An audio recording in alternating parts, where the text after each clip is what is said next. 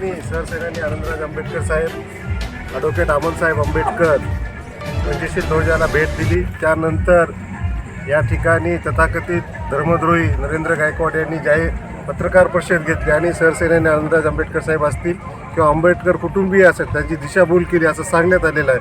त्या घटनेचा सर्वात प्रथम मी जाहीर निषेध करतो. आणि त्याचबरोबर त्यांनी विचारले की पंचशील ध्वज लावला त्या ठिकाणी काय कागद आहे, तर आस्थेला कसल्याही पद्धतीचा कागद लागत नाही.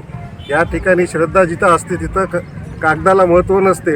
आपण बघितलेलं आहे की रामभूमीच्या निकालामध्ये तिथं कसल्याही पद्धतीचं जे बर्थ सर्टिफिकेट रामाचं दिलं गेलं नव्हतं.